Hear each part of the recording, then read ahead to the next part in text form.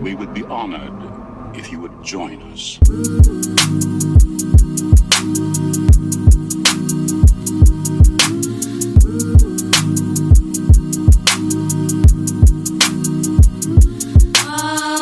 What is up, everybody? Welcome back to Bonus Points, episode 79, take 2. I'm your Sir J. Roger Brocorny, also known as @RogFormer on the internet, also known as the cutest boy on the internet, next to Maddie B.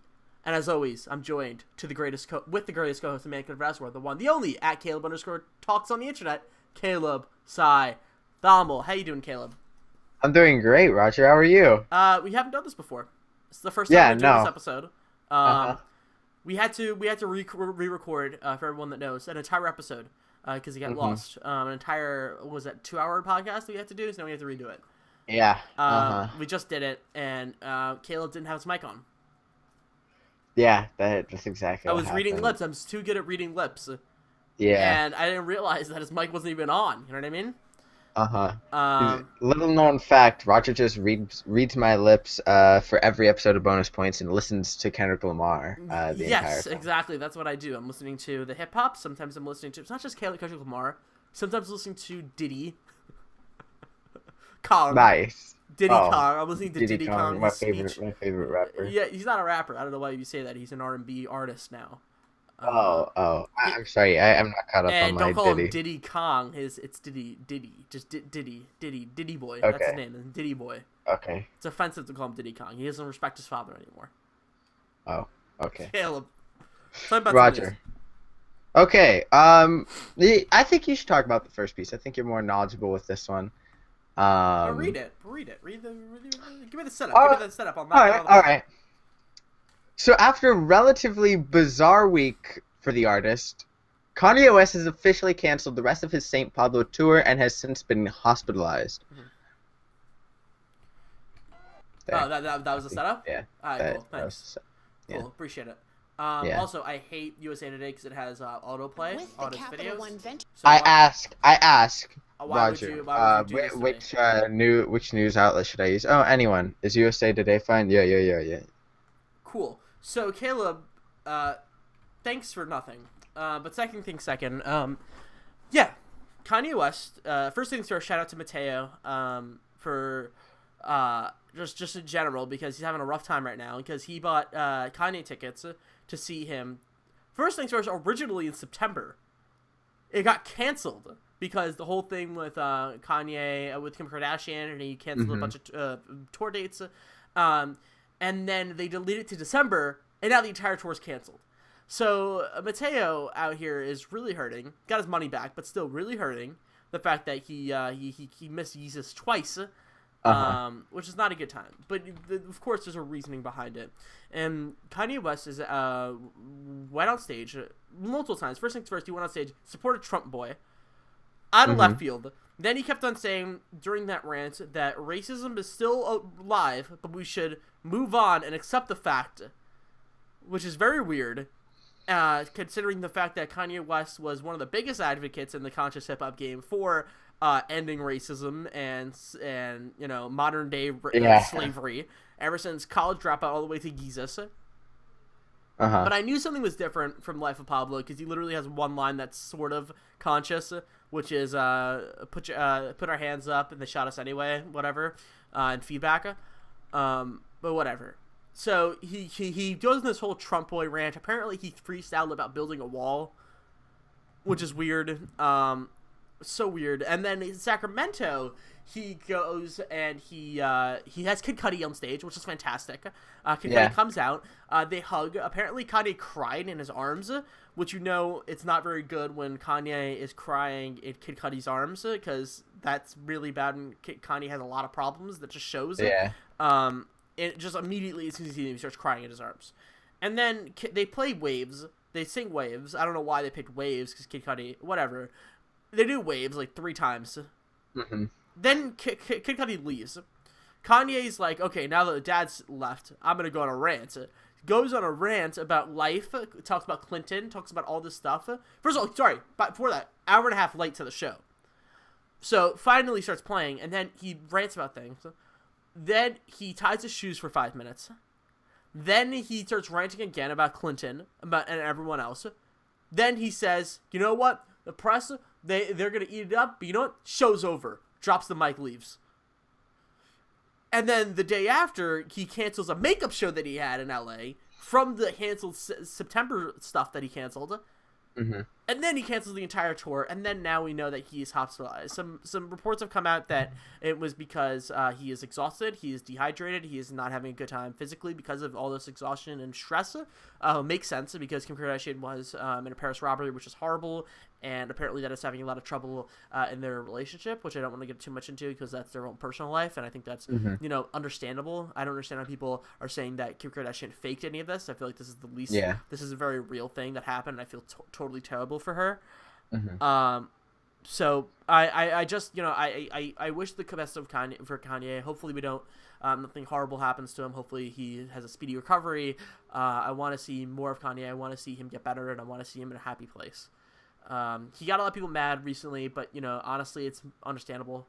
I understand what he's going through, and it's shitty that he did this to his fans, but also it's really crappy that he's going through this. So yeah.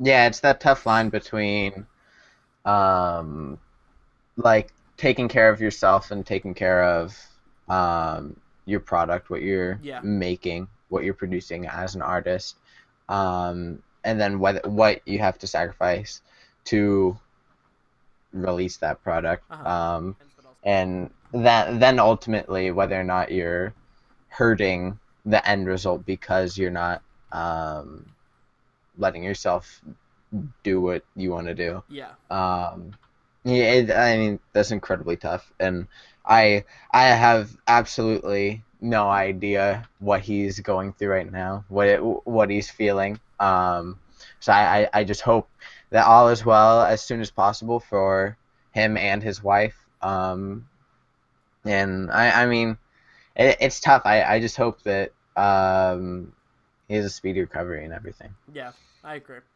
It's just hard to see depression like this roll out in front of everyone, right? Yeah. It's just hard. So, he clearly has problems right now, so hopefully he's better. Because when I saw him, he was fantastic, and he ranted for a little bit, but he was also just Kanye, right? He was doing his music, he was making a show, he was making the money, and he was getting out. He's making an incredible show. So, he's capable of it. And people are saying he's gone crazy, like a lot of stress recently, so I understand if he has, gone through that. But yeah, so I get it. But now people are tweeting Kanye's party is over. No, Taylor Swift's party is over. So I don't understand what people are saying. Kanye's party will always keep on going. People need to stop. Stop being rude to Kanye. Let him be. Taylor's party just got started. Shut up, Roger. I don't even want to hear this from you. Just got started. Sure. Her and Drake are doing some stuff together, or maybe they're not doing some stuff together. But I'm telling you, a new album is dropping anytime now. Anytime now. I know Taylor Swift personally. You do? Yeah. Yeah. Anytime now. Anytime now. You wish. Okay. She told me. Oh, she did? Yeah. So. Interesting. Yeah, I don't think you should be saying that to me. I'll have her roast you. Roast me? Okay, yeah, sure, cool. Moving on. In some happier news. Let's go with some funnier news. Watch Dogs 2 contains full frontal nudity. Sexy. Oh yeah. So this story comes via IGN from Vicky Blake. Here's the original story. So sharing screenshots or footage of Watch Dogs 2's full frontal nudity may get your account suspended by Sony.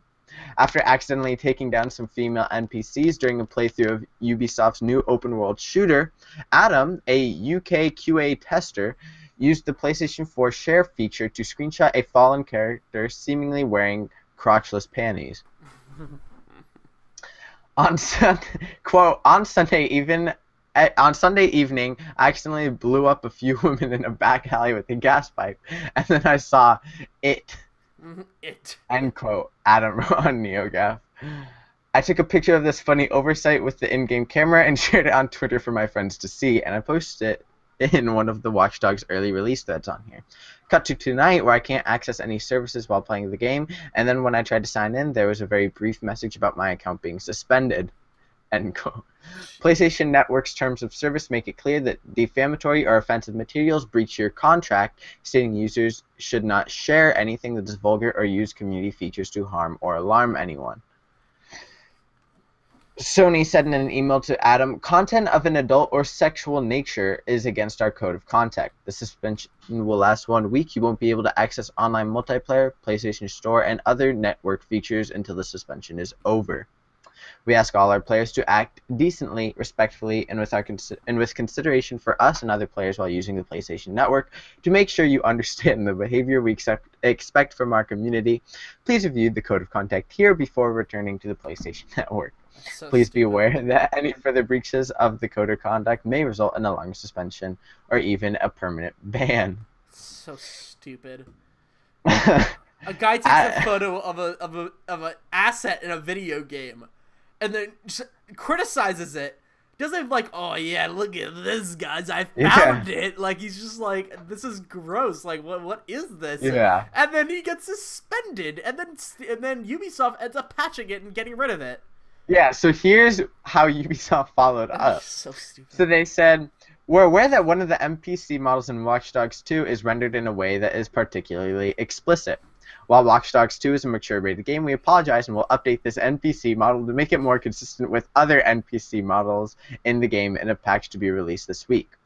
We also are working with our first-party partners to ensure that players can continue to play and share all content from the game within the bounds of the first party's respective codes of conduct. So stupid. So dumb. Yeah. So what's the line here? Like, I don't... Whatever. I mean, there's a penis in Far Cry 4. Yeah. Nick from Polygon posted that on his channel. Yeah. Did he get suspended from anything?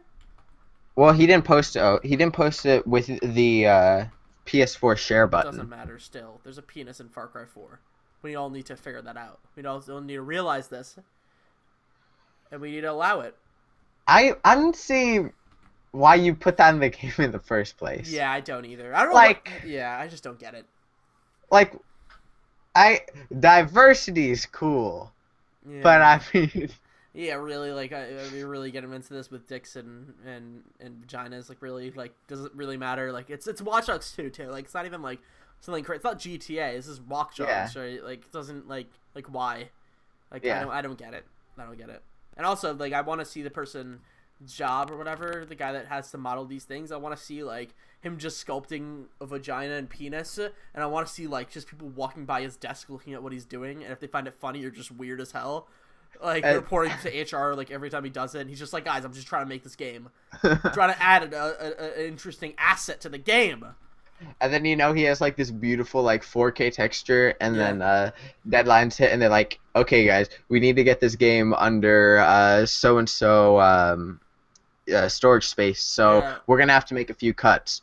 I'm sorry, man. We can't put in this beautiful 4K texture. It's got to look like almost 16-bit. Yeah, we have to do 16-bit. So make sure it's you can still clearly see what we're trying to depict here. Yeah.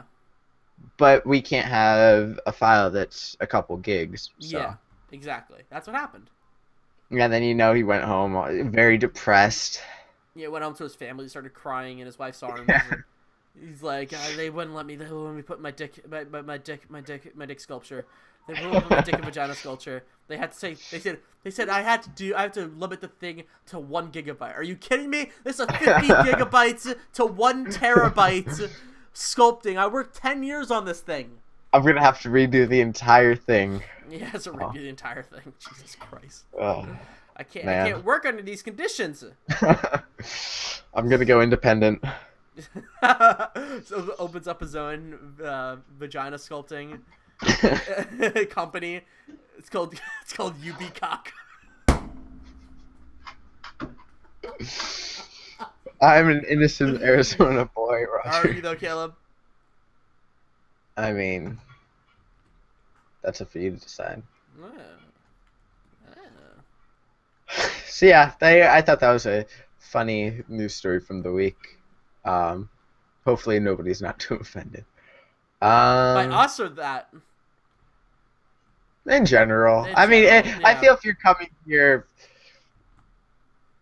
I don't know Yeah. what you should expect. I Yeah. mean, We had a whole episode we've called Boner Points, so like multiple we episodes. So yeah I mean we talked about abusive relationships for like 5 minutes yeah, using a Nintendo fictional one, a characters. fictional Yeah. one, not a real one.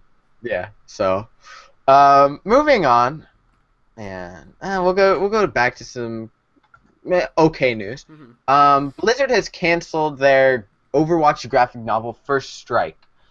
This story comes from IGN, written by Alex Osborne. Mm-hmm. Blizzard has announced. I'll move on. Lead writer Michael Chu announces cancellation in a post on the official Overwatch forum, saying, quote, "While we are grateful to the team for the fantastic work they put into it, we've ultimately decided to take the story in a different direction." Mm-hmm. End quote. Chu explained that the idea for the comic originated when the game was early on in development and was conceived out of desire to share the story of Overwatch's founding during the Omnic Crisis. Since then, however, the universe of Overwatch has grown and evolved has evolved. Quote, "While the core of the story remains, we have changed and expanded upon how we see the events that took place during the first days of Overwatch." That said, Chu assured fans that Blizzard is well aware of its fans' desire to learn more about this story and still plans to tell it at some point in the future. Interesting. I was excited for this. Yeah, me too. Because I feel like with the comics that they're releasing right now, they're solid, but there really isn't much substance to them, and it's a different creative team with each issue and a different story. Gotcha. They're all over the place. Mm-hmm. In terms of quality and the levity with which they treat their story, Mm-hmm. but and so like I was really excited to have like this nice, consistent, like complete product. Yeah. But then I also feel like this is fine. Like I feel like it signals that we're gonna get something else. Mm-hmm. Like I wholeheartedly believe that Blizzard knows that we really, really want some story content. Now, I'm not saying in terms of a campaign, but like their animated shorts, stuff like that. So I think that they might have realized like, hey, people really want this, and this is an awesome story that we have to tell. So maybe graphic novels might kind of be niche for our audience. Maybe we could release this as an expansion later. Maybe we could release a short movie. I'm really excited to see what they do now. Yeah, I really hope they do like a movie or something. I feel like that would work so well, especially like Yeah. something like even like maybe like an Adult Swim type thing or something like that. Even like that'd be amazing. Like Cartoon Network thing, it could work it. Like it's not like a overly like horrible, premise Yeah. or something like that. And I feel like their animators are top notch. Oh, for sure. All Like, all near of their Pixar. all of their stuff that they've done so far has been stunning, absolutely beautiful. So I have no worries about whether or not they'd be able to They'd for sure perform be at a able to high do level. it. Yeah.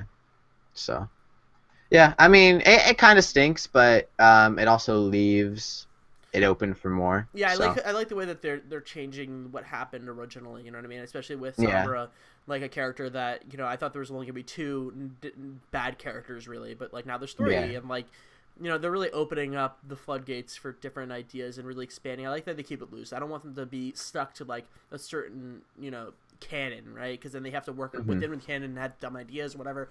I like that they're just keeping it open. We'll learn more about the canon when they're ready to teach us about the canon. Which I think is nice. So yeah, I'm all for it. I just want a graphic novel though from that. You know what I mean? Yeah. Yeah, like do what they're doing now with the different like mini issues or whatever, and just give us like a story focused on one character, just a random moment in their lives, and give us like a full graphic novel for that. Because I feel like you're not really stepping on any canon there, so it could be nice. Have you played the new update? It's on the PTR actual or servers actual now. thing? No, I didn't get a chance. My aunt loves it. She thinks it's Sombra's great. Yeah, she's really fun, and the arcade mode is awesome. Oh, the All of the arcade mode stuff they looks have great. in I there. feel like that looks perfect for me. Like I'm playing the Yeah, arcade mode all it's day. awesome to jump in and jump out. And the you can earn tons of loot boxes from it, so Uh-huh. that's Good. awesome. So yeah. In other related Blizzard news, Blizzard is hiring for an unannounced first-person game. Hmm. So the original story comes from IGN, written by Jordan Serrani. It says Blizzard is currently working on a first-person engine for an unannounced project, according to multiple job listings on the company's websites. Hmm. A listing for a lead software engineer states Blizzard is seeking someone to work on a robust first-person engine for an unannounced project. Though vague, the job description provides a few other hints suggesting the new engine could appear on multiple platforms and seeking a candidate with experience working on games that are action-oriented. A separate lead software engineer listing that appears on Blizzard's site also mentions work on this new engine. And so IGN reached out to them and they said that we're always working on different ideas behind the scenes, usually on the side or in smaller groups until we decide to move forward. And every now and then, we look to bring in talented people to help move some of those things along. We appreciate your help getting the word out, and we're expecting to post multiple openings for different projects in the coming months. That's cool. That said, we don't launch projects until we feel they match the vision we're going after. So there's always a risk that a project will be shelved or canceled no matter what state it's in. Yeah. Because of that, we generally don't make any announcements until we're locked in on a project and it's far enough along that we feel it's ready to be revealed. So yeah, I think that was a really classy all-around response from Blizzard. For sure. Um, I saw this great idea as to what it might be. Of course, this is nothing like this is just speculation, but Yeah. someone said a great idea. He's like, what if it was like a StarCraft spin-off where it was massive multiplayer first person, like PlanetSide 2, and everyone was like, that is such a cool idea. Like that would be such an awesome idea for Blizzard to, move forward in the first person realm, but also have something different enough where they can master an entire subgenre, which they're mastering the competitive right now. Like Overwatch is massive right now, and I feel like if they would destroy PlanetSide 2 in a heartbeat. You know what I mean? Like if they were to create something like that. That was just an idea, just a floating idea that I thought was really nice. Yeah, I mean, I don't know exactly how that fits into what they're trying to do and everything, but I mean, I love to play it. You know what I mean? Like, how did Overwatch fit into anything they're doing, right? If Uh-huh. someone were to tell me that they're making a cartoony first-person shooter, that is $60 that comes out, like, I would be like, what the hell are you talking about? Like, that doesn't make any sense. I mean, I'd play anything Blizzard put out. Yeah. My prediction, it's really soon. Uh-huh. I don't want to say anything, but I'm really, really hoping that it's like an Overwatch single player campaign. That'd be great. Or not even single player campaign. Give me a co-op campaign. Yeah. Like give me a set. You don't even have to let me choose, or give me just 4 characters that me and my buddies can play as. So something like Left 4 Dead. Yeah. That'd be great. Wait, there's 4 characters. Let's say it's like Zenyatta, because we need support, but we need support that can deal some damage if you want to play solo too. Yeah, Zen, you have to put Tracer in it. Oh yeah, Tracer. I think it like maybe Reaper, and we can see how he becomes a bad guy. Yeah, or maybe a Winston, because the Tracer and Winston friendship is great. Yeah. And then maybe someone like a little bit more stoic, since we have those great personalities. Like Zenyatta is a little bit, but he's also like a Buddhist guy. Like I want something like a little more stoic. Yeah, like Soldier 76 would be cool. Yeah, I'm seeing his transformation. Or maybe Torbjorn. I think that'd be like a drunk. Like I feel like just like someone that's loud and like obnoxious almost. Like Torbjorn would be great. Or if you do want to go stoic, we can do. We already have a tank, but you could do always like you can switch out him for what's it called, the shield guy. Why can't Reinhardt? Reinhardt, yeah, that'd be cool. That'd be cool. His comic is pretty good, but or even if they were ballsy enough to be like, you can play as any of the Overwatch characters in this, and they'll interact differently. That'd be cool. In the story, I feel like you can't weave a tightly knit story like that. So or maybe every character does get their own single player campaign. How cool would that be? That'd be crazy if Five, if five, they're like, $10 per character. yeah, if they're $5. like, hey, here's a $60 experience. There are 10 Missions. 3-hour long Missions, yeah. single player campaigns for each individual character.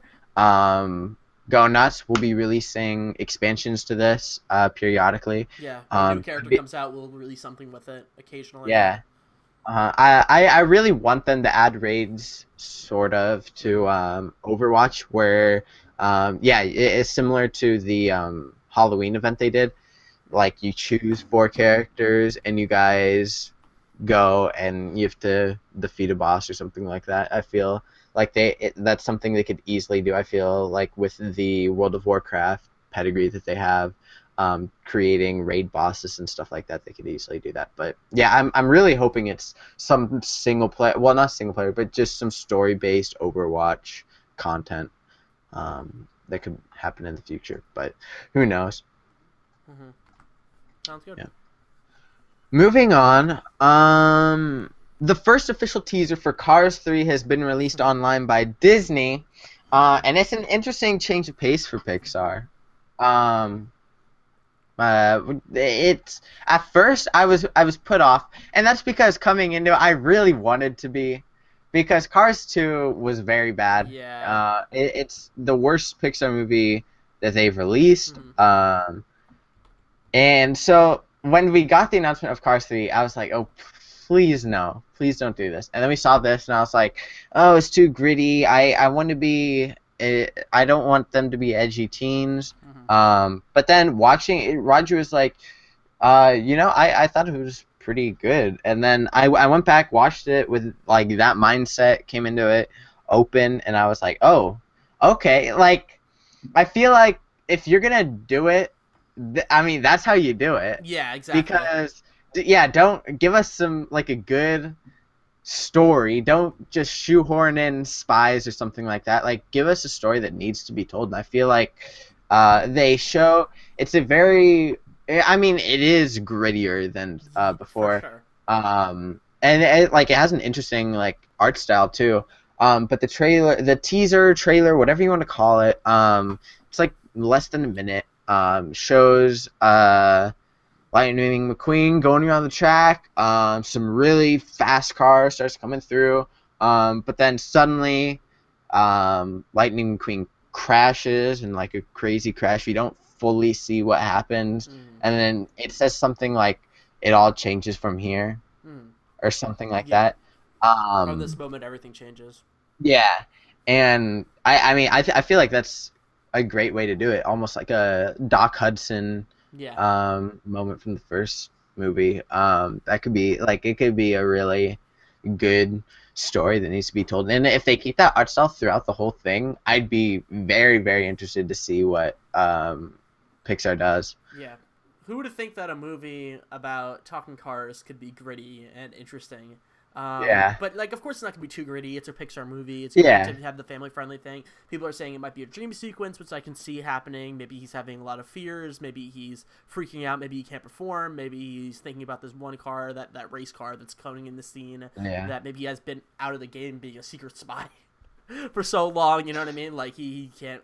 Whatever. Like, there's a lot of opportunity to take this something where cool. And, you know, just as I said before, like, as you said that I said, like... Cars 2 was garbage. Like, you can't go any lower from here. You have to do something different. You can't do Cars 1 again. Maybe you can do Cars 1 again or something like it, and maybe this is the way to do it. You know what I mean? Yeah. Yeah. So we'll see. Yeah. Good. Hopefully it's good. Moving on, the NPD video game sales have been revealed for the month of October. This story comes from IGN, written by good friend of the show, Seth Macy. So the top selling games for October were, are there 10 on here? Yeah. Number 10, Madden. Number 9, Titanfall 2. Number 8, Civ. Then WWE 2K17. I'm showing them all the list right now. You don't have to go so slow. Oh. Then Skyrim, NBA 2K17, FIFA 17. Then Gears of War, Mafia 3, and then Battlefield 1. Mafia 3 did well better than Gears of War 4, huh? Interesting. Yeah, well, I mean, Gears of War is an exclusive. That's true. That's true. So yeah, So I mean, it's doing pretty well for what it is. yeah. I was thinking the exact same thing. Yeah. Uh, I mean, there isn't anything too crazy about this. Mafia 3. I think that's pretty big. I think that's Yeah, cool. I'm happy that it's doing well, even though the game isn't that great apparently.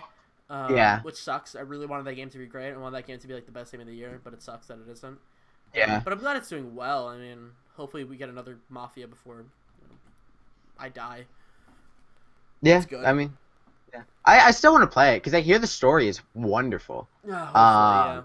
I hear that it's the open world aspects that are sort of lacking. Even though Mafia, like, I feel like as a series, it hasn't been really known for its open world. Never. It was never an open world game, really. Like, I don't understand. Like, I understand the want to put it in there, but I also don't understand the need to make it so fleshed out. I honestly, if this was a mission-based game, I would have been so happy. Huh. Yeah. Yeah. Yeah, so that's in terms of software sales. Yeah. In terms of hardware, they had a 20% decrease over last year. Microsoft's Xbox One topped October console sales, and overall the Xbox One saw an increase of 8% from the same period last year. So good for them. The Xbox One S is a great piece of hardware, and they're doing everything right, so I'm glad that they're being rewarded for that. Nintendo's 3DS saw its 5th straight month of growth when compared to the previous year in October. Unit sales and consumer spending for October 12th grew 12% for the 3DS, according to NPD. Pokemon. It's 100% Pokemon speaking. With Pokemon Go getting people hyped for previous iterations in the series, Pokemon X and Pokemon Ruby, Sapphire, Omega Sapphire, whatever they were, the remakes. But then also the recently released Sun and Moon. Everybody's getting up for that, so I think that's clearly what it is. Yeah, for sure. That's what it is. So yeah, I mean, it's good. I feel the people that are doing things smartly are being rewarded. Except It's for cool. 2K with Yeah. Mafia. Yeah.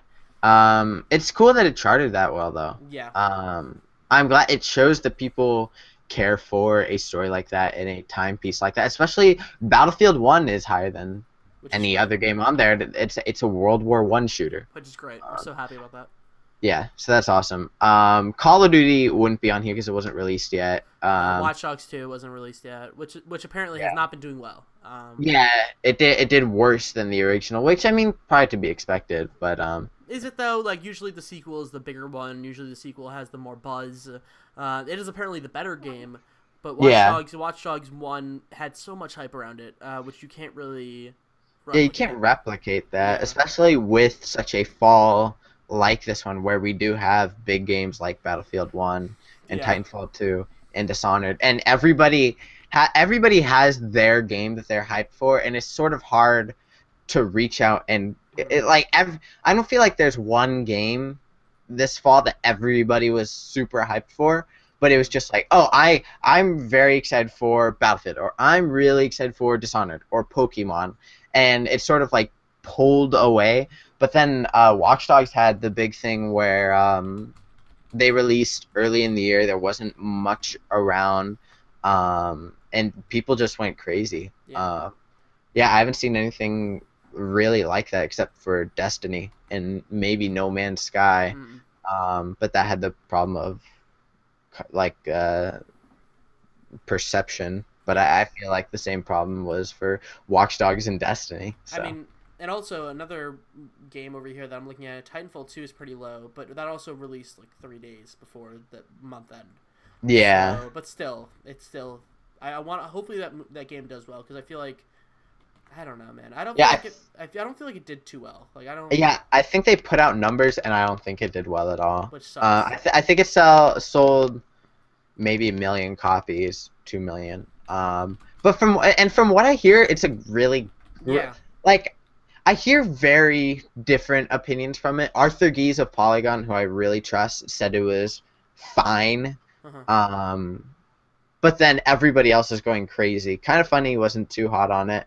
they said it was fine as well, but lots of people are going crazy for Yeah. it. So Apparently, it's so like it's so disappointing that like we're seeing like the prices going down to like $30 already, being slashed. Of course, it's Black Friday, but like yeah, it's already 20. It's like already $30 like right now. So yeah, like that's I not good. think yeah, I think the Black Friday deals. Battlefield is 35, and so is Titanfall. Yeah, Both of those games are I'll $35. say. So yeah, yeah, I don't know. Sorry guys, we had a little cut there. So yeah, Caleb, restart the story real quick. Okay. This story comes from Andrew Goldfarb. Just now, Telltale announced today that A New Frontier, the third season of its The Walking Dead series, will premiere worldwide on December 20th. That day, episode 1 will be available for purchase digitally for $5 on all platforms: PC, Xbox One, PS4, Xbox 360, PS3, iOS, and Android. A season pass containing access to all 5 episodes of the season as they're released will cost $25. You can also get a physical copy February 7th for $30 with the season pass. They have new art, but then they go on to say that A New Frontier once again stars returning favorite Clementine, as well as a new character named Javier, quote, a young man determined to find the family taken from him, end quote. So yeah, I mean, it's happening. This is the Whatever. third season of The Walking Dead. You're not for it? I don't know, man. I'm done with this series. I want them to kill Clementine. Like, I'm done with this. Like, I don't care anymore. Like, Kill Clementine? Yeah, we're done with this. I'm like done. If she's alive by season 4, I'm done. Like, I can't deal with this. Like, What if this is the last Clementine story we get, Good. and like we Like- don't know if she's dead or not? cool, good. I don't want to see her. Like, I don't. I like. And this sounds so harsh, but I really don't care because I feel like they screwed up that character in season 2. Like, she was just like the worst. Like, I didn't like character. And like, What didn't you like about her? I thought she was like fairly bland. Like, I thought she was fairly bland. I didn't like the story that she was going through. Like, I thought it was very like it just kind of happened. Like, things just kind of happened, and I didn't care about any of the characters. I feel like everything about it. I didn't like. I also didn't. I like the fact that like in the beginning, like the first episode, it was kind of like seeing Clementine like get hurt and things was hard, and it was hard for you like us to like understand, Yeah. like because like she was like character that was just like being like under Lee's wing. Yeah. But as the season went on, she became just kind of boring. I didn't really care for her. I didn't have that affection for her as I did in season 1. And by now, I don't care. Like, I just don't care about her. Maybe it'll change when I start up that episode again. Maybe I'll start up episode 3 again. I have to lug out my goddamn Xbox 360, which sucks so much.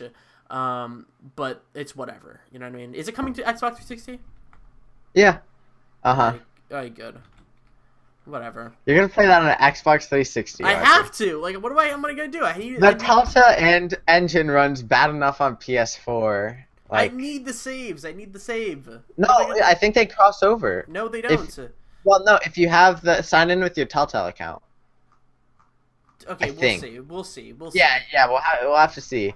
I restarted on PS4 anyways, so. I mean, I would love to play it on PC because like that'd be great. Like that'd be amazing. Yeah. But I don't know if I'm gonna do it. Also, for some reason on PC, you can't buy specific episodes.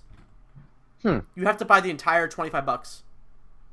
Yeah, I mean that's tough if you're like us. Yeah. Broke. I Yeah. would love to buy $5 because like $5 a month is nothing. I could be like, "Hey mom, I need to buy a game for $5." You know what I mean? Oh, of course. Yeah. Hey mom, I need to buy a game for $5. Like I did that for Batman because I was like, I'm gonna play this all. And I Yeah. had money at the time, but now I have no money, so it's harder. Yeah. For the first time, I bought the Batman, the hard physical copy. Yeah. Because I've gotten the physical copies for The Walking Dead on PS4. But those were all on the disc already. Like you didn't download anything. But it just has the first episode on disc, and then you download the rest of them as they come out. I mean, it works. It gets the job done. I like to have it on the shelf. It looks good, but yeah, I don't know how I'll play through this because on one hand, like I just played through The Walking Dead Michonne, and I'm like really high on Telltale and their storytelling right now. And like I really want to be in that universe more. And so like I might want to just jump in and play through episode 1, but I generally enjoy to or prefer to wait for them to save up and then play through the whole season. But Gotcha. I don't know. I don't know. I'm gonna play it, of course, as it comes out because that's how I do. Yeah. Because I need to consume my content now. Yeah. Interesting. I don't like this Javier too. I don't like the way he looks. No, I liked him without the beard. Now he has a beard now. I don't like it. I don't think he ever had it. He was never. Yeah, he was shown in the teaser. Oh. Okay. Yeah, I don't like it. That's fair. Interesting. Yeah. Is that it? Yeah. For news, Yeah. we have a pretty big story left. Oh yeah. The nominees for this year's the Game Awards show have officially been announced. So we're gonna go. Do you want to go through all of these? Or just the Big ones. Yeah. Yeah. We can start with. We'll go from smallest to biggest, but only do the big ones. Mm-hmm. So they have an award for most anticipated game. Mm-hmm. Their nominees are God of War. So their qualifications for this say recognizing an upcoming game that has shown significant ambition and promise in moving the gaming medium forward, must be announced and scheduled for release after December 1st, 2016. December. Oh yeah, true. Okay, cool. Yeah. So their games are God of War, Yeah. Horizon Zero Dawn, Mass Effect Andromeda, Red Dead Redemption 2, and The Legend of Zelda Breath of the Wild. Mm-hmm. Personally, I feel like it's up between God of War and Breath of the Wild. Yeah, I think those might win. Maybe Red Dead Redemption might win because people love Rockstar. I personally would choose, honestly, God of War. I'm excited for that game. Yeah. Yeah, I'm gonna say Breath of the Wild just because they changed it up so much. Yeah. I think people are really excited for that. Trending gamer. I'll talk about this because your boy's in it. Mm-hmm. For a streamer, influencer, or media member who has made an important impact on the industry in 2016, Angry Joe Show, Boogie2988, Danny O'Dwyer, Yep. Jacksepticeye, and Lyric.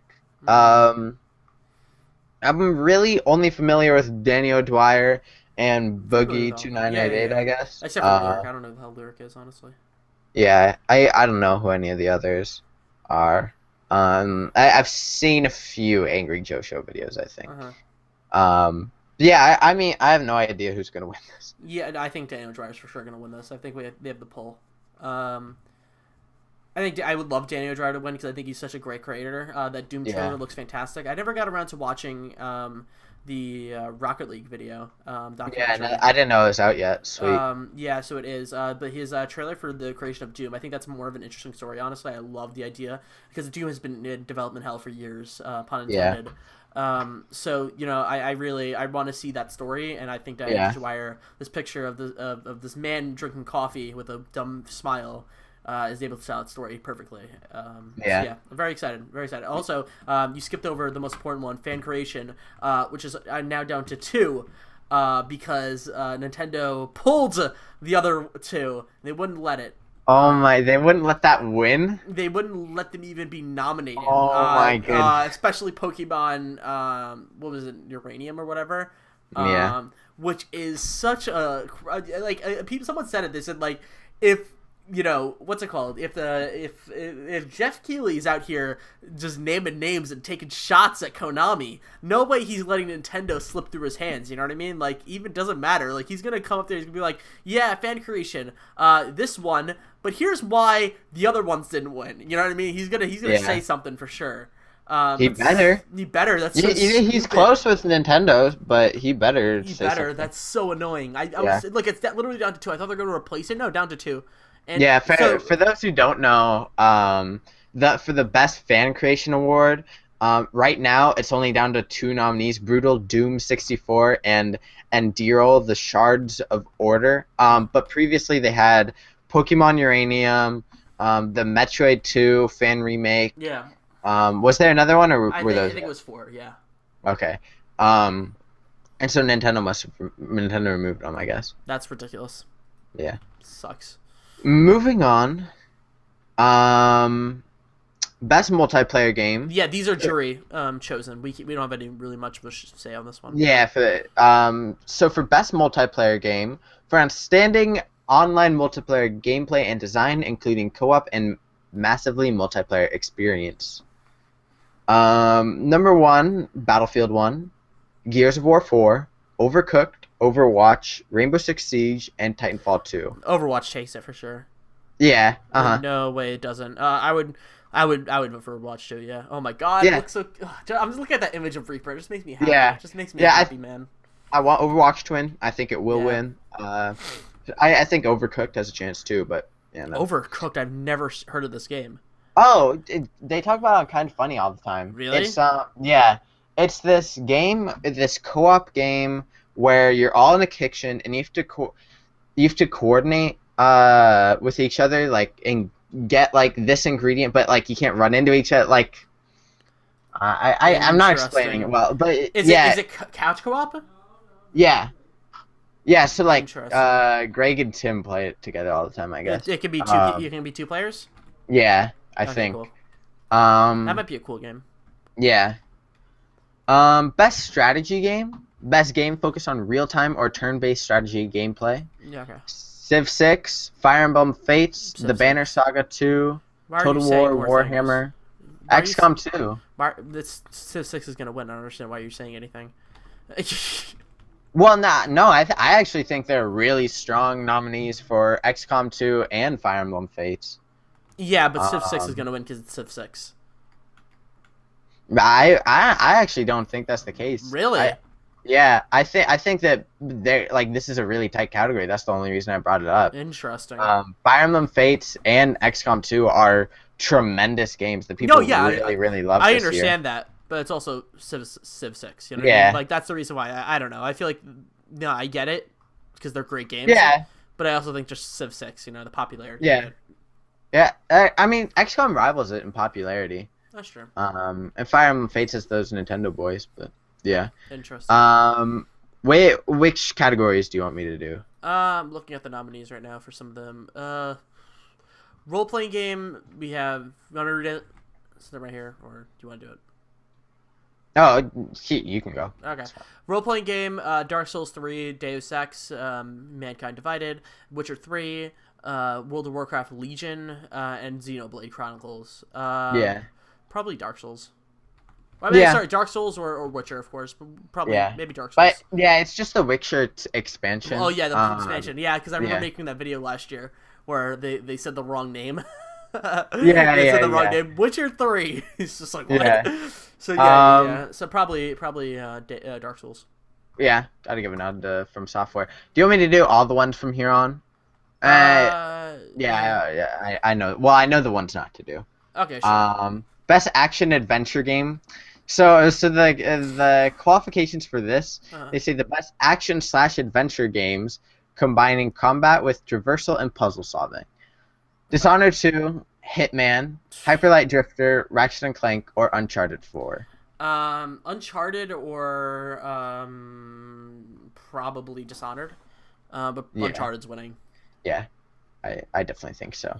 And then action game, for the best games in the action genre focused on combat, Battlefield 1, Doom, Gears of War 4, Overwatch, or Titanfall 2. Either Overwatch or Doom. I feel like Doom might win this. I feel like Overwatch isn't going to win this one, but I feel like it's Doom or Gears of War. Really? I think Doom. I think Doom's a yeah. solid one. Honestly. Yeah. Like, I haven't played Gears of War, and I don't know the buzz around it, but... I want the shit out of Doom so bad. I want Doom so badly. Oh, God, that game looks really good. Yeah, I have it. I'll probably start it tonight or maybe tomorrow. It looks so good. Best VR game. So it's really cool that they have this as a category. Yeah. Batman Arkham VR, Eve Valkyrie, Job Simulator, Res Infinite, or Thumper. I would think maybe Thumper or Res. Yeah, Thumper, Res. I also think Batman's a strong nod. I think Batman was a good concept idea. I don't think it's necessarily a good game. I think that maybe Job Simulator is also a fun one. I think that might have some pull, honestly. Yeah. Eve Valkyrie, people played it enough. Honestly, I don't think it's I don't think it's that big. I think Thumper though. That's the one that everyone's talking about. Yeah. Which it's funny that we made fun of it even though we didn't know anything about it. Yeah. It's a funny name though. You gotta be honest. Yeah. So they have best mobile / Pokemon handheld Go. game. Yeah, it's kind of funny how it's sort of degraded to that, but Yeah. yeah, it's Clash Royale, Fire Emblem Fates, Monster Hunter Generations, Pokemon Go, and Severed. Severed. I forgot Severed was released this year. Yeah, I need to play that. Yeah. Everyone does. Then they have Best Indie Game, Firewatch. This is a type category. Yeah, Hyper Light Drifter, Inside, Stardew Valley, and The Witness. Yeah, I really, it depends on who's voting for this, right? Like, who's on this category. Like, I feel like Firewatch was alright, like, just alright. I think it's, like, on maybe a 7, maybe 6 something. I want to finish that game so bad. I'm so mad that my save corrupted, I think that, honestly, the Stardew Valley was, like, everyone's obsession for a little bit, so that I don't think it has much pull anymore. The Witness might be massive, depending on who you're talking to. I think The Witness is it's not nodded really anywhere else. So I'd get, because Inside is nominated for Game of the Year. The Witness isn't. So I'm gonna say The Witness wins independent because Inside has a chance for Game of the Year. I haven't played it yet, so I can't speak on that. I might start that tonight instead.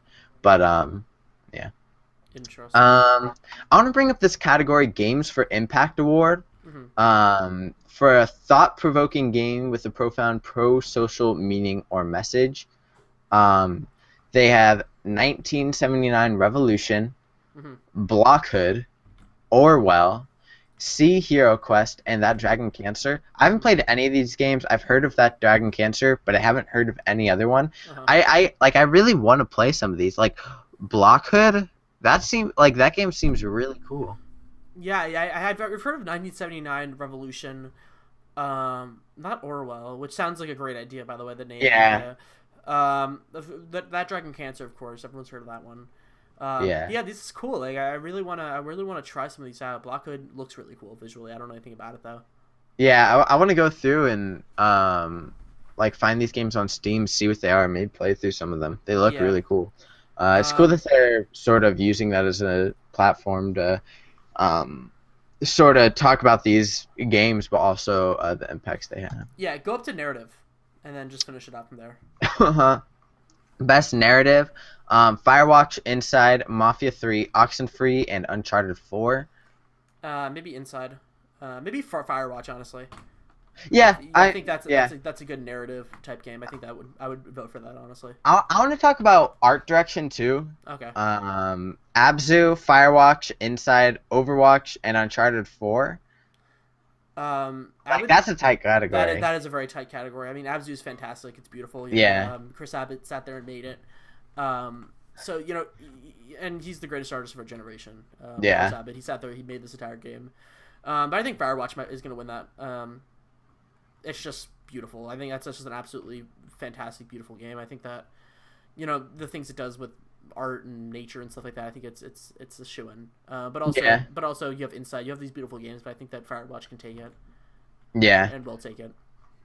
Yeah, I don't know. In terms of direction, you know what I mean? Like the specific direction, art direction, like it's what's the guy's name? Inside's a strong category. Oh crap! Ali Moss or whatever. Yeah, Ali Moss. Yeah. Yeah, I feel like Inside's a strong nomination for that too in terms of art direction. But yeah, probably Firewatch. It'd be crazy if Firewatch won both best narrative and best art direction, and yet we still think that's like a fine game. But best studio/game direction, Blizzard for Overwatch, DICE for Battlefield 1, id Software for Doom, Naughty Dog for Uncharted 4, or Respawn for Titanfall 2. I really only think it's up for Blizzard or Naughty Dog. I think Blizzard, I would think, honestly. Blizzard, yeah. Yeah. Blizzard has had an amazing year this year. Yeah. I think this is the year. Yeah. One of the many years. Yeah. And as much I really want to give it to Naughty Dog, just because like Last Hurrah, like this is Uncharted 4, and I think they knocked it out of the park. Oh yeah, for sure. But still my game of the year. Yeah, and then game of the year: Doom, Inside, Overwatch, Titanfall 2, and Uncharted 4. I'm glad Titanfall 2 is there, but that was an interesting one. Yeah. Especially since it's so close to like when they put up all of this, so, like maybe a few weeks. Yeah. But I think Overwatch might win. Mine's Uncharted. Yeah, I think it's up between Inside and Overwatch. Really? I think either of those could win. And I still can't decide between Uncharted 4 and Overwatch. Yeah. I think it's Uncharted 4 for me. Yeah. I haven't played enough of Titanfall. I mean, Overwatch to really warrant it. And also, when I do, I always think about I play games from narrative and stuff like that, and I think that Uncharted 4 had the strongest narrative of the year that I've played so far. Yeah. I love both of those studios. I think they can't do much wrong. Mm-hmm. I also think that lots of people have sort of let Uncharted 4 go. Mm-hmm. So yeah, but I think it's in between Inside and Overwatch, even if personally it's Overwatch and Uncharted 4 for me. So. Mm-hmm. Good. Yeah, I'm excited for the show this year. It's the Thursday after Thanksgiving. Right, December 2nd? First? I think it's 2nd. Okay. Then if it's 2nd, I think that is Tuesday or Friday.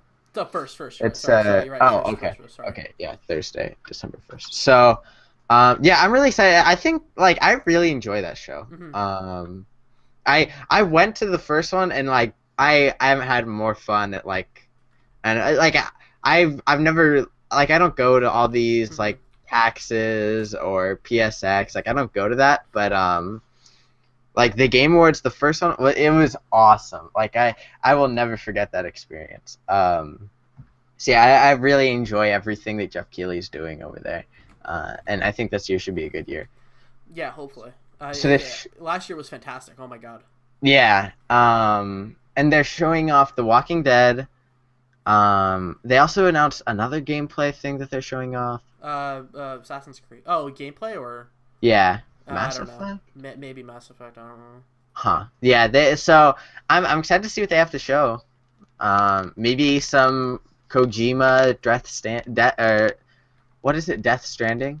Death Stranding. Yeah, probably some stuff there. Maybe, I don't know. I mean, that would make sense. I mean, Kojima and him are like this. They're like this. Yeah. They're in bed together, I tell you. Yeah, I don't know, but I'm really looking forward to it this year. Should be fun. Yeah, I'm excited. Do we have anything for Kendrick Lamar watch this week? Nah, he died. Bless up. Bless up. No, we don't have anything. He's a look. He performed at the AMAs the other day. I didn't watch it because it's Maroon 5, so I don't care. That song's garbage. So. Huh. Yeah. Yeah. It's Kendrick Lamar watch. Kendrick Lamar watch. He performed. Yeah. Great artist. Yeah. But Roger, now that the news is done. Yeah. I just have one question for you. Yeah. What are you playing? Yeah. What are you watching? What are you listening to? Roger, what are you doing?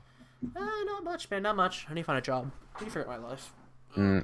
Where do you want to work? Preferably somewhere I don't have to move, but you know, whatever. I applied to a pharmacy. They didn't respond to me, so I guess I'm fired. I guess I'm not getting a job. We'll see. Yeah. Who would want to hire this? You know what I mean? It's tough because like you're incredible at editing. Yeah, but like to have that as like a freelance like profession, like that also takes a lot out of you. I would love to. I would love to do that more than anything, but it's so hard to find jobs. You know what I mean? Yeah. If someone wants to pay me to do something, I would love to.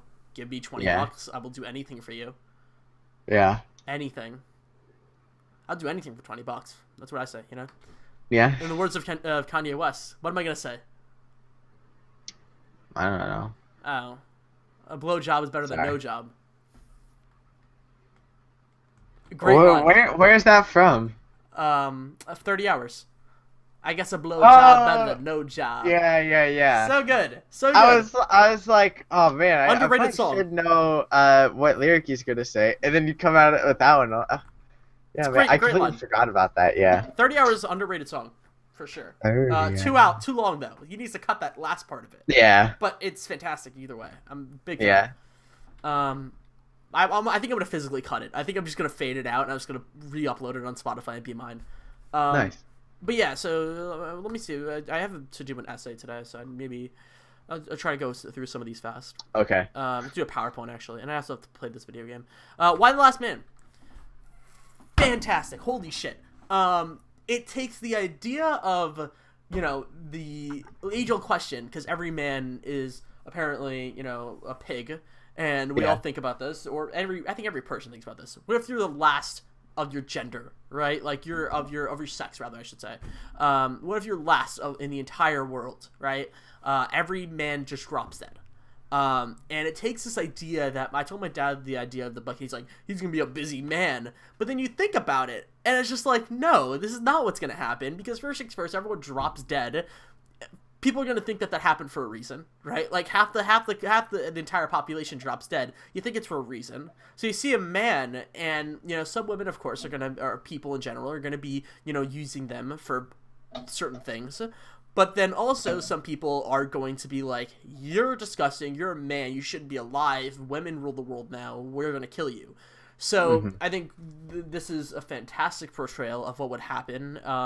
They have a great main character. I think this movie, first of all, would be a perfect movie or miniseries. Yeah. I think this would be, I was reading it, I was like, this would be word for word be recreated in an HBO show, and it would be the best show, or an AMC show for sure. AMC for sure should pick the rights up for this. I think it'd be such a great miniseries. But the main character, Yorick, weird first name, but I love it, is such a great and borderline also relatable, but so relatable to the point you hate him, because he's like, you shouldn't be acting like this right now. Like, you're the last man on earth. You're literally, the entirety of the human race is on your shoulders, and you're acting like an idiot. Like, you know what I mean? Like, it's how I act right now, but you should change when a massive gendercide, as they call it, happens, which I love that term, by the way. So it's a fantastic comic book. Really, I only read volume 1, but it really does delve in to some of the great ideas. Also, government and the way they deal with that. My favorite idea is so all the women, all the men die, so all of the next people in Congress they bring up, and they own Congress now, and the wives of a bunch of senators came up and with guns, and the Republican senators, because like all the women are Democrats, so that ended up moving up, and they're like, we should have their seats because we're the wives and we know what's best interest of the men. And they're like, that's not how it works. Like, we have a constitution for a legitimate reason, and there's a massive brawl or whatever. There's a massive standoff, which I think is such a great idea. You don't think about that all the time. You don't think about what happens when half the country dies, especially more the majority of people in Congress die. What happens next? It's fantastic idea, and great look at what happens with just government, especially. I think the government part really interests me a lot. But yeah, I'm excited to see what happens next. Yeah, it's written by Brian K. Vaughan, who's probably the biggest writer in comics right now. Saga, right? Yeah, he did. He's done Saga. He's doing Paper Girls. He's still doing Saga. Why the Last Man? Private Eye, which people really like. But then he's also done some really big superhero comics. With Doctor Strange, The Oath, which I think is the biggest Doctor Strange comic book. But then, he's huge right now. Yeah. And the concept for this is so just incredible, and it's well thought out. I hear people talk about it all the time. Like, that's one I really need to read. I think it might be on sale on Comixology right now. But yeah, I really want to read this one. No, yeah, I think it's such an interesting comic. I think you would love it. I only had the first volume. I got it for $7, but hopefully I should be able to cop a few of the future ones. I'm excited. Yeah, man. So I want to talk about Moonrise Kingdom. So this is a Wes Anderson film, and I was like, you know what, I wanna treat myself. It was on Netflix, and I've been saving it. And man, it's a really good movie. I've seen Wes Anderson's Fantastic Mr. Fox when I was a little kid, because I was obsessed with Roald Dahl.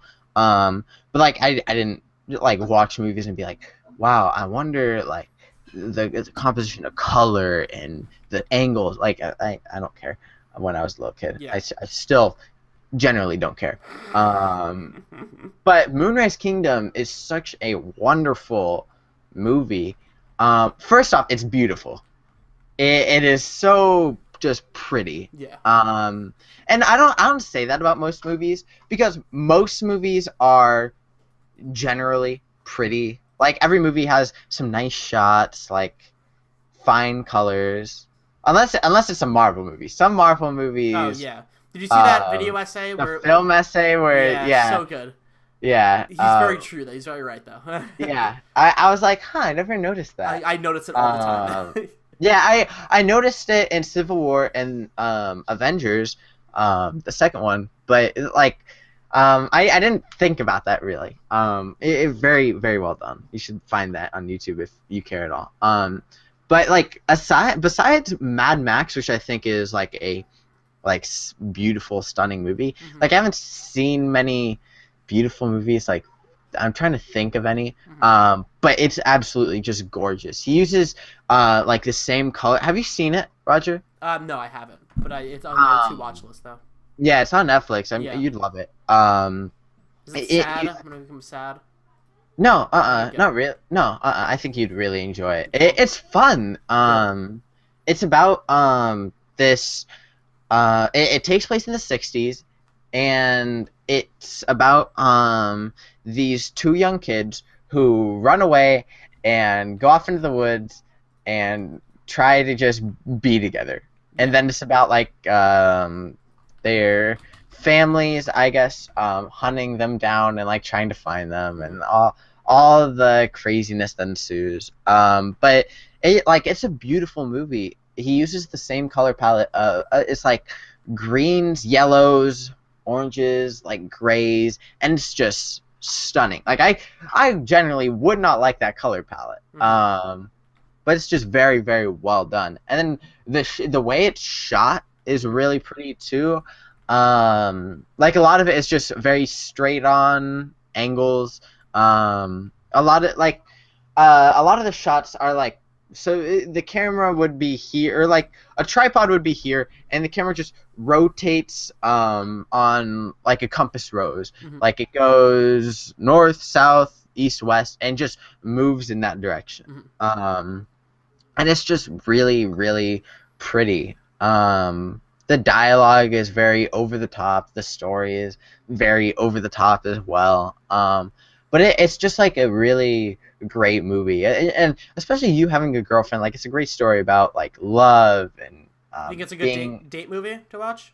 Yeah, okay, awesome. yeah. A good cuddle movie right there. Good. Sounds good. And like, it's got some like light Goonies vibes. Mm-hmm.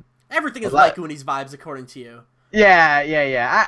I can see the Goonies and everything. I was watching Schindler's List last night. Had some great Goonies vibes. A plus on the Goonies vibes. Yeah. A plus on the Goonies vibes. When you review something, can you please have a Goonies vibe scale? And then review Goonies and give it like a 7 on the Goonies vibe scale. It's just a great overall, just well done movie. Yeah, it's beautiful. Yeah, I want to see the rest of Wes Anderson's movies now. Have you seen anything else he's done? No, I haven't.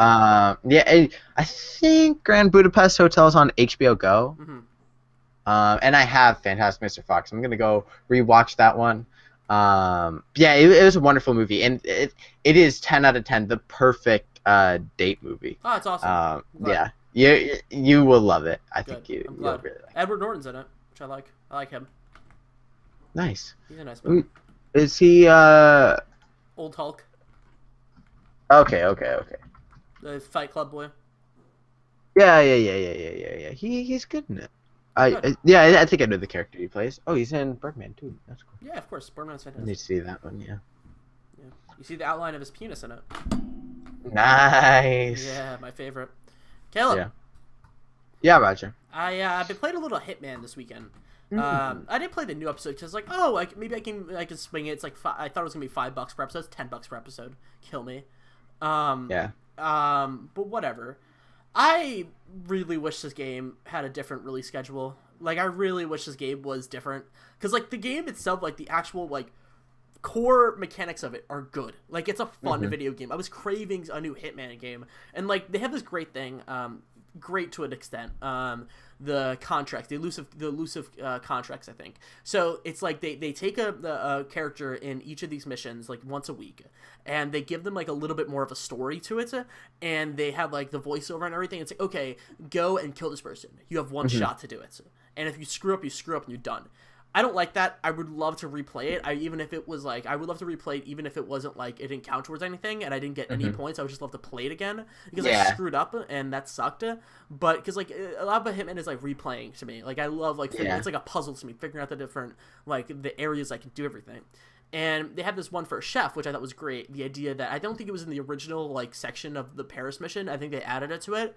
The fact that he has a whole like crew of social media people that follow him and around, and he just like, and the whole thing they give him like a backstory is that he just walks around the place and he like apparently is a horrible human being. He beats the crap out of his employees, and like one of his ex-employees contracted you to like kill him because he's just so annoying and he can't get ever get in trouble because he has social media assistants and he's so popular and famous. He's like a Gordon Ramsay basically.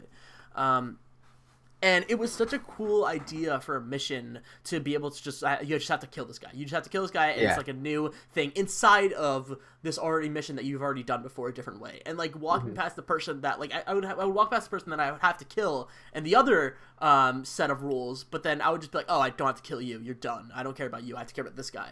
It changes the dynamic of the game, and just so simply. But then I'm like, God damn, I wish this game was better. You know what I mean? I wish this game like had I was able to buy this entire game. I would pay money for this game. I don't want to have to spend $10 every time I have to buy.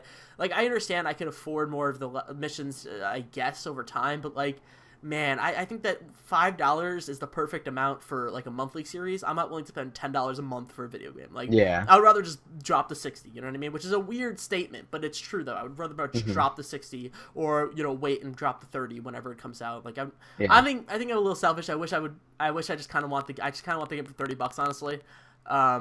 Would you pay 60 in advance and get the episodes as they go? Like, would you do season pass? No, I wouldn't do a season pass. No. No. I just don't like that idea. You know, me dropping $60 for a game that is gonna come out in full in February or like whatever December. Like, I don't like that idea.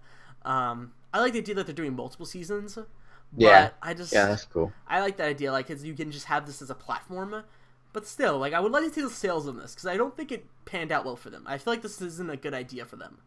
Yeah, the people that like I listen to in the games industry, I guess, are very big on just Hitman in general, so they all got it. Yeah.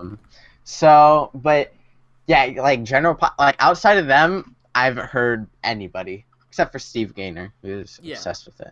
No, I think it's fantastic. It's a fun game. But like, man, it just I wish I had like. Whatever. I mean, I think I'll drop money on a second level, but you can buy any. I think you could buy. You don't have to buy it sequentially. So I think I'll drop the one. I'll get the Japan level because that seems really cool.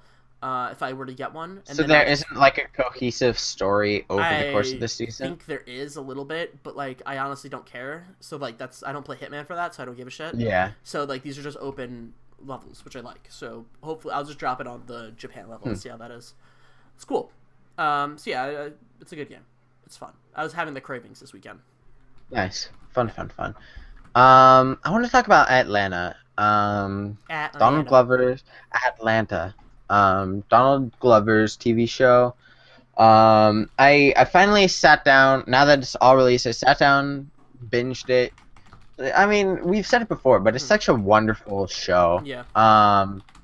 There's an excellent op-ed on Polygon.com saying that Atlanta is the revival of Seinfeld. And that's because it is a show about nothing. And I mean, that is truly the case. Like the first 2 episodes have like some correlation. I thought there was going to be a story like building up. But then eventually they're just like one-off. Like you can open them anywhere. Really? I didn't know that. Yeah, very and much. There was even barely like a cohesive story in like 1 or 2. Like honestly, like yeah, he goes to jail and then he's just not in jail. Like it doesn't like it's like whatever. Yeah, and it's so good, and it's very well written, and it's Seinfeld. I haven't watched Seinfeld, so I don't know how deep into this Seinfeld goes, but it's Seinfeld but with a message. Like you brought it up on the podcast a while ago, but I watched the second episode, and the way it deals with mental illness in prisons. It is 10 out of 10 fantastic. Yeah. Like, that couldn't have been more well written, well acted, well played out. Especially the way they leave the conclusion to you, right? They just leave it to you. I think it's so good. And he does that throughout the story with several different issues, I guess. And it is so just well done. There's one episode, I won't spoil it for you. I messaged you about it. That does the same thing on a whole nother level, and it is just very, very well done. Good. It's very well. I'm so happy it's getting a second season. I hope it never ends. Yeah. Especially because at first I thought it was just gonna be like this narrative, very cohesive, like tightly knit story, and I was excited for that. But then I was like, oh wait, no, this is just like a comedy, and it's very relaxing too. Yeah.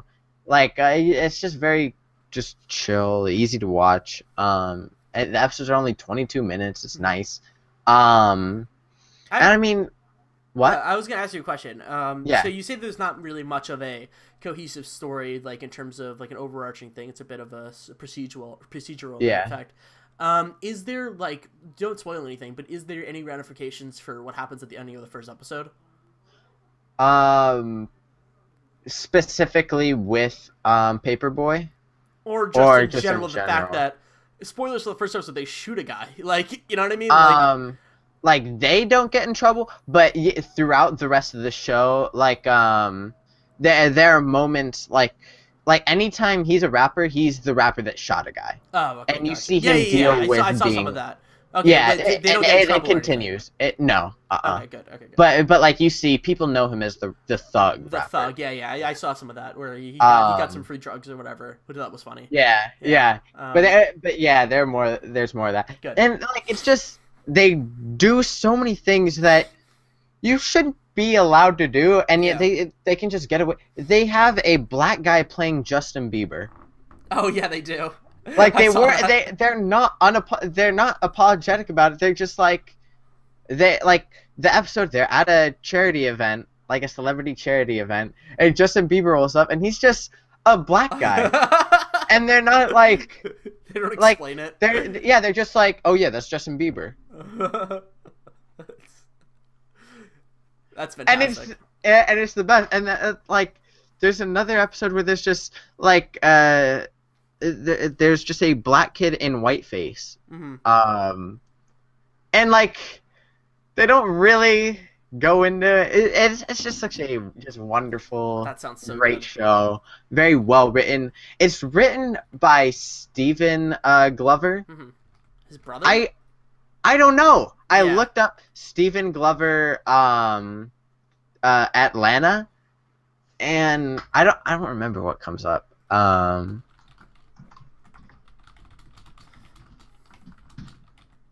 Yeah, Stephen Glover Atlanta. Oh, okay. So he doesn't have a Wikipedia. Yeah, I don't know. Maybe he's like maybe he just wants everyone to think that he has someone else. Right. Yes. Yeah, I have no idea. Yeah, that's weird. I just can't wait for that Paperboy mixtape to come out. I want them to release one. Do you think are they going to? I want them to. I don't know. That'd be great. Paperboy, all about that. They have some more music throughout it. And it's good. I want to watch the show with you. It's like, so good. It's just very well done. Talking about music and Childish Gambino and Donald Glover, Childish Gambino. He released some singles recently for his new album coming out December 2nd. So excited! Oh my god! And we talked. Did I talk about this before? We talked about the first song. So I'll talk about the second one, which I think is so good. I was a little scared to hear about this new sound. Like, we listened, we talked about it. Great, right? But Yeah. then I was like, what about the second one? Like, what about the next one? What is this album gonna feel like? And Yeah. boy, I'm like, what? Like, I don't understand how he replicated that again. Like, if this is gonna be the entire album, I'm sold. Like, I think this might be the best Yeah. album of the year. Like, no doubts about it. Like, this is such a good sound, and I'm in love with everything he's doing. And I think it's Redbone is the name of the song. Oh my Yeah. god! Like, just it feels like, and his voice is so different. It changes. It's like this very like nasally, like not nasally, a very very high pitched sounding. Like honestly, I didn't even know it was him at first, and it's just beautiful and melodic and nice and groovy. And it has this amazing. First of all, the lyrics aren't necessarily anything to write home about, and we might have to learn about the concept, what it's about. But you know, the line "Stay woke" or whatever, like multiple times throughout the chorus of the song, I think is great. You know, it's just something that is so inherently groovy and nice, and I love everything about it. And I think I'm more into this than, you know, a traditional rap album. I'm happy that he's doing this, honestly, which I never thought I would say. But, you know, the fact that he is, I cringed a little bit when people were like, oh, he's doing, it's not a rap album. I'm like, what? Like, I don't like this, but I'm so happy that he's doing this, because this is not, like, jarring. It just feels right. And, you know, going off of Atlanta and making this, I think, is going to be just a celebration of Funkadelic and, you know, soul and, you know, even rap to a certain extent. I wouldn't be surprised if he made an entire rap song in one of this. If he just threw it in there. Yeah. Had a verse, maybe, like, he had a verse, but he's doing something like this and just has a verse in there. Like, just a verse. Yeah. You know what I mean? Like, almost a feature from himself. You know what I mean? Like, I think that would be amazing to see. So I'm just in love with everything about it. You know, I listen to Redbone like every day. Like it's such a good song. I think it's even better than Me and Your Mama, which is so good. So yeah, I just want to put that out there because it's fantastic. Yeah, I mean, like at this point, he's just like flexing his music talent. Like, I think he did some of that on his mixtape. Yeah. Especially the song's gotten pretty kind of popular now, Sober. Where he shows off some like Michael Jackson-esque vocals. But he's just very, very talented. Like, he's a great writer, great actor, can do anything musically, it seems like. He's attractive. He is. Like, he is funny. He's gonna be. He's a comedian too. Yeah. He's gonna play Lando Calrissian, the best Star Wars character there is. Okay, Caleb, you can move on now. He's living the life. He is living the life. I'm very proud of this man. Yep. I want to talk about The Walking Dead Michonne. I played it last night. And I mean, I've been thinking about this a lot. It's like the B-side to the, like, a poor B-side to the greatest album of all time. Like, the Walking Dead Season 1 is incredible. And I think at what it does, nobody does it better. And it was the first of its kind. And this is sort of like, really just, it's more of that, which is fine. Like, bad pizza is still good pizza, is good food. Generally. Like, I still had fun with this, and I don't like to use the phrase fans of the genre, but that's entirely what this is. Like, if you are a big fan of, one, Telltale's content, but two, The Walking Dead, you'll have a good time. But it doesn't come close to anything else they've done. It doesn't have the same impact, but none of the consequences do, because you know that the character lives on. And then she's also a pre-established character in that universe, whereas when you play with Lee, he is your own character. You get to make the decisions, you get to create who Lee is. But Michonne, I already know Michonne, and I know what she's gonna do. I know, like, what she'd say and what she'd do, and I had fun doing that. Like, but it didn't have the same, like, gravitas, I guess, as Season 1 did, because Season 1, you were experiencing this amazing story, but it was also your own story. Yeah, you're making your own. Yeah, whereas this, like, you can make it your own, and I want to see how some of the choices play out. Like, they still have some interesting choices where I didn't know what Michonne would do. They were very like well executed. But then, like it's like she lives. But then a lot of the side characters aren't super interesting either. Like the villains aren't like there's nothing bad about them except they kill people. Which is nothing in the Walking Dead universe. Yeah, like okay, we get it. Like that's okay. Whereas like and yeah, they just have like very central villains. Whereas The Walking Dead season 1, correct me if I'm wrong, didn't really have a central villain. Like yeah, no, not really. the villain at the end kind of not really though. Like was just barely there, and like he's just this random character, and that's so perfectly executed. Yeah. But then like the governor and Negan, these other characters in this universe, are like they are very well established. Yeah. They're developed. They're more than just guys that kill people, and they're not just bad guys. Yeah. And the villains in this were, and so there's nothing interesting about them. And then the side characters, they're really only first off, there are only a handful of them, and I only cared about half of them maybe. Which I mean, I guess that's how it usually is with these sort of things. Like it's like you pick your handful that you ride or die for, and it's like some kids. I care for them just because they're kids, and then there's like a teenage girl. I guess she's like high teens, like 18. And that like the characters aren't anything to go home on. And then I also feel like I've read the comics, I know who Michonne is, but if you're somebody that's only played the games, yeah, you're making a weird ass Michonne. yeah, and like you don't know anything. Like they reference things about her that are like just like I don't know how you'd know anything about her otherwise. They go into her backstory, which isn't fully developed in the comics, which is kind of cool. So I feel like you can get somewhat of a grasp of who she is, but like I don't think you'll understand that she's like who she is as a character. So I don't know. It was a weird decision to make this, I feel. And I mean it's fine. And I love everything Telltale does, and I love The Walking Dead, and so I had fun playing this. Like I love progressing through what Telltale makes, getting the trophies after every like main event or whatever. Like I find that interesting. It's fun. It's a good formula that they have. But like this, like it's not underwhelming because I didn't think it'd be anything to go home on. But I mean, it's fine. It's an okay experience. Yeah, at least it's okay. It's not bad. Yeah. I'm glad. Some of the action that they have, I played the first episode of Batman, so it's kind of similar to that.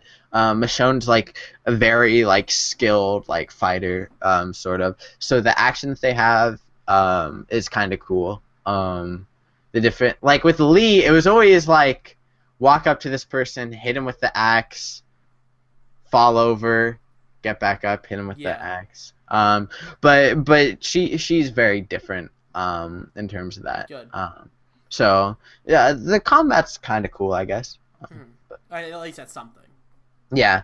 If you don't like what are those called? Not button sequences. QuickTime events. QuickTime events. Jesus. Yeah.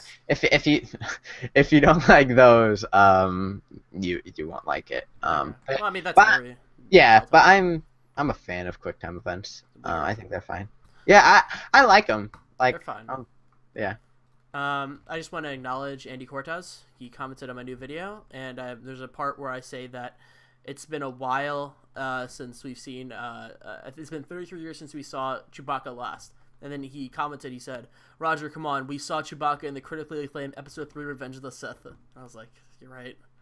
I screwed up. It's the greatest cameo in all of history." So yeah, so I put that out there. I apologize to the Roger Farmer Nation for screwing that fact up. I know. It's a problem. It's a problem. I don't know what to say.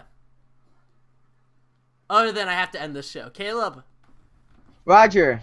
I think next week or so we should be opening up the bonus points YouTube, right? Maybe, or this week? What do you want to do? Yeah, so we want to make a bonus points its own channel. We want to I went on Roger's YouTube channel and I was like, cuz he has so much great content. He does video essays better than particularly video game video essays better than anybody in the business. Not that there are a ton of people there, but I think it's a growing movement in our circle, and he's way better than anybody.